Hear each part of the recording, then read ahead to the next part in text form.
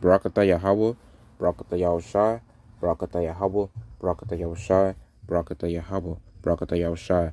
Call Haloyam, Adonai Yahweh, Ba'ashem Shah Malak Yahweh Shai, Ba'ashem Kakadash. Double honors to the apostles and the elders, great millstone. These salutations to the hopeful elect. Habayah Shah Malak Dawadah, the house of King David, and to the confusion of faces that look like these heathen nations, but their identity goes back to Abraham, Isaac, and Jacob, the royal holy chosen sea line. Shalom. The title of this video is going to be the meaning of adamant stone, and pretty much my previous video did a definite I went into some scriptures to prove how the nation of Israel are stubborn and it just refused to hear this word. And that was about a week ago that I did that video, and one of the scriptures that crossed my mind was Zechariah 7:12, and I wanted to go into the definition of the word adamant, right? But first we start off with Ezekiel 3 and verse 4. And he said unto me, Son of man, go get thee unto the house of Israel, and speak with my words unto them. For thou art not sent to a people of a strange speech and hard language, but to the house of Israel. So people that could understand the language with, in this area that the Lord is sending Ezekiel to. Because they understand to speak the same language that Ezekiel's speaking. They understand the words that's coming out of his mouth. But they don't. But one thing, most of these Israelites don't understand when it's coming to this word is that this is meant for their salvation. Because there's a lot of stumbling blocks in this truth, and it's like the Lord is showing them like they're so ignorant because they don't want to hear, the words that's coming out the mouth of the prophets, which is not their own words, but it's coming from, those are words from the Most High. And Jake is just, they feel like they don't want to listen because they don't want to be reproved. So it says, not to many, verse 6, not to many people of a strange speech and of a hard language whose words thou canst not understand. Surely had I sent thee to them, they would have hearkened unto thee. But the house of Israel will not hearken unto thee, for they will not hearken unto me. For all the house of Israel are impudent and hard-hearted. I was about to say hard-headed for a second, but because I'm used to hearing that, and the way this word is spelled is close to being hard-headed, but same thing. Because heart, is pretty much referring to the mind. And it says, Ezekiel 3 and 8, Behold, I have made thy face strong against their faces, and thy forehead strong against their foreheads, as an adamant harder than flint. Which is, describing how strong the Lord has made Ezekiel's mindset compared to the nation of Israel. To 2/3. Speaking about, have I made, as an adamant harder than flint, have I made thy forehead. Fear them not, neither be dismayed at their looks, though they may be a rebellious house. Yeah. And,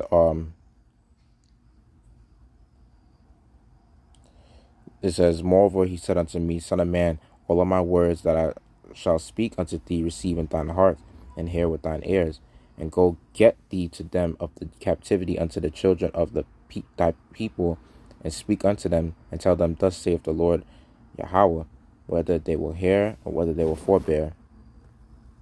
So yeah.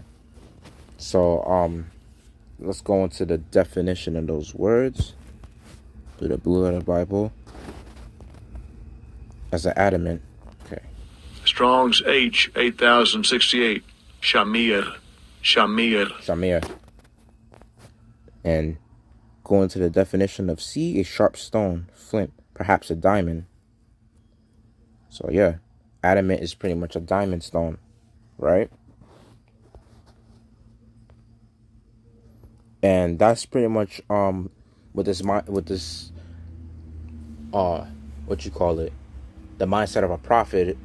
Like in this case Ezekiel, the Lord has made his mindset harder than theirs. He made his mindset stronger than the nation, than the 2/3, because the 2/3 have a weak mindset because they in the world, they will get tempted by their demons, and they will go off, plenty of times. And it's like, when you're in this truth, you will know not to go off like how in the nation of Israel, how the 2/3 be going off, Pretty much anybody that don't got this truth, how they go off, you want to be going off like that, And this word will bolden you and make you bold.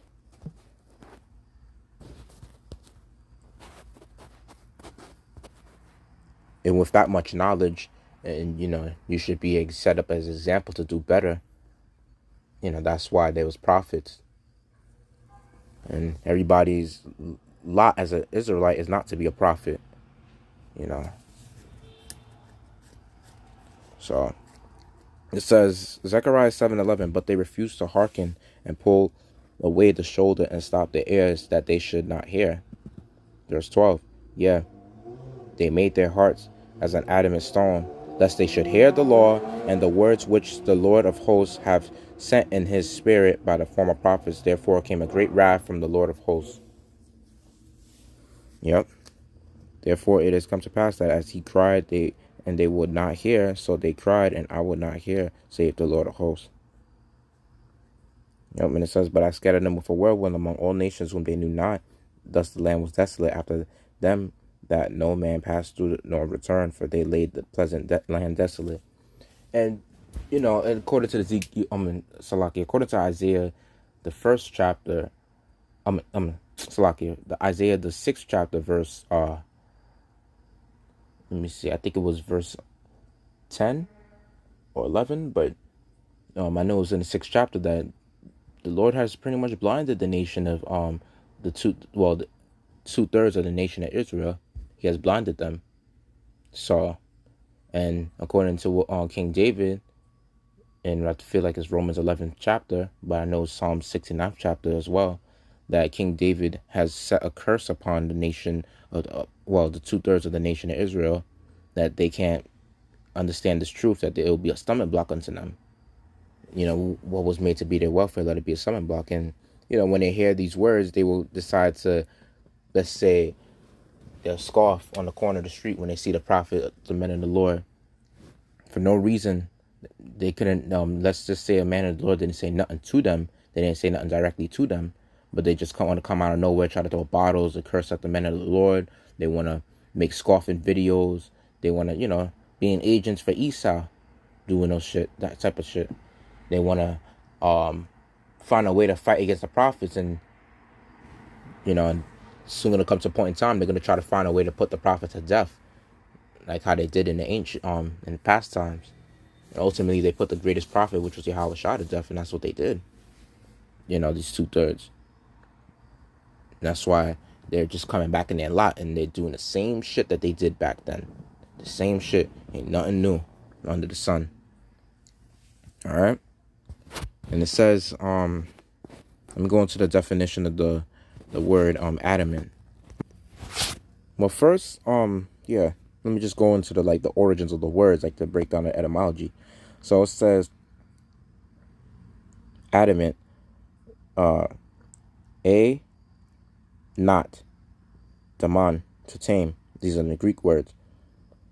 And adamus, untamable, invincible. And that's how the nation of Israel with these 2/3, that's how they feel.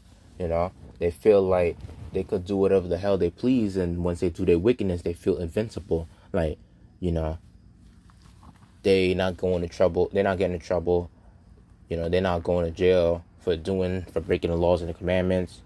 As long as Esau says it's okay and they do it, as long as Esau ain't catching them, they doing wickedness at an all-time high, because they live under the type of mentality of saying, like, YOLO, you only live once. They live under that type of, that's their, catchphrase or whatever. And that's the type of mindset they have, that ideology, where they figure that you only just live once.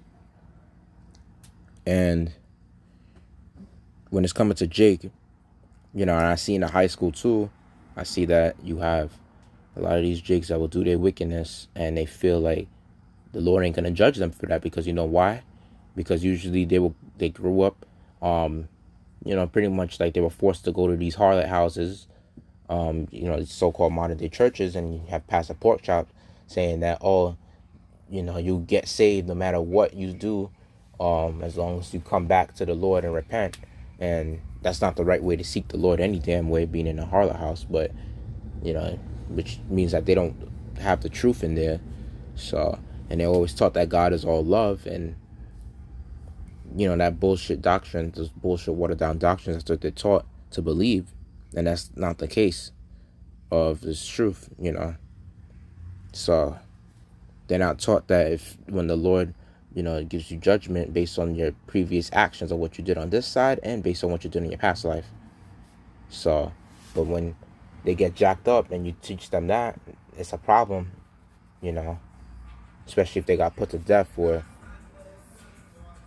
and it's like, it's coming to this like to the word not tame, untamable, and that's pretty much what the 2/3. That's why the Lord has to put their asses out. He has to make he has to destroy the land that they're in, so that he could destroy the 2/3 of the nation of Israel. And they will learn that, according to Ezekiel 33, that there's been a prophet among them. They will know that when they see the destruction. And like Isaiah, the 6th chapter, how long, O Lord? Lord is like, to the cities and the land be laid desolate without inhabitant. Let them learn when they see their destruction, in other words. So yeah, the Lord can't tame the nation of Israel right now, because they're just not going to get it. But in the kingdom, they'll be tamed, because they have no other choice but to accept this truth. So, alright, so rankedred.com, 11 hardest minerals in the world. Number 1 is a diamond. I'm not going to go to the list, because all the way in the top is it starts from 11 and then all the way down to number 1. So I just skipped to number 1 just to prove my point. I don't want to make this lesson longer than it should. So diamond is the hardest mineral of all time, according to this list.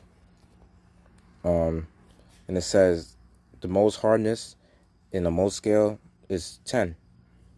Absolute hardness, 1,500. So, and diamonds are usually, one thing I learned in middle school. No, wait, I wasn't in middle school. It was actually elementary school. I believe I was in the 5th or 6th grade. I learned that diamonds are so hard, you can only scratch diamonds with other diamonds. In science class, I learned that. That's how hard it was. Yeah, you can't really scratch it with any other mineral. And in the kingdom, I feel like there will be new elements, and there will be new minerals like harder than the diamond. Because there's no level of to what the Most High can't do in the kingdom. So it's like, but that's just for another topic. But right now, the diamond is pretty much the hardest stone. And it says diamond is the hardest known natural mineral according to the Mohs scale. Its hardness depends on its purity, and the hardest diamond can only be scratched by other diamonds. You see, just like I said, even before reading this article. Some blue-colored diamonds are natural semiconductors, some are electric insulators, and the rest are electric conductors. Yeah. That's pretty much the reason why it's so expensive. Alright, so basically it says definition of adamant, the etymology. It says hard, unbreakable, from adamant, noun, figurative sense of unshakable, is why 60s, 70s. Alright, so let me see what else. It's pretty much the last point I want to point out. This is the last point. It was somewhere around here. Give me a minute. All right, yeah, I found it. So, from Greek Adamus, genitive adamantos, name of an hypothetical hardest mineral. Noun, which we know as a diamond.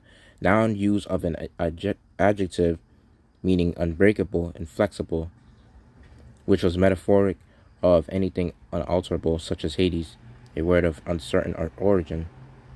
And yeah, Jake is pretty much their mindset with this when it's coming to this word. I mean, this word really breaks them in a way, but it's like the Lord ain't gonna break them until He fucks them up and they understand, like, to their demise. As Ezra said, they're gonna know about death after pain, and that's the only time they're gonna accept the truth, and it's gonna be too late right there and then. So the Lord has a breaking point for everyone. He knows everyone's breaking point, So that's pretty much what it is.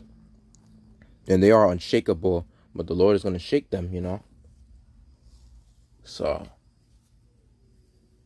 that's pretty much the point I wanted to give out in this lesson, and hope it made the lesson edifying. I say all glory, praise, and honor to Adonai Yahweh, Bashem Shamalak Yahweh Shah, Bashem Kakadash, the honors of apostles and elders, great millstone, peace, citations for hopeful elect. Bashem Shah, Shalak Rayam, Adawanyam, Wa, Ababa Ball, Shalom.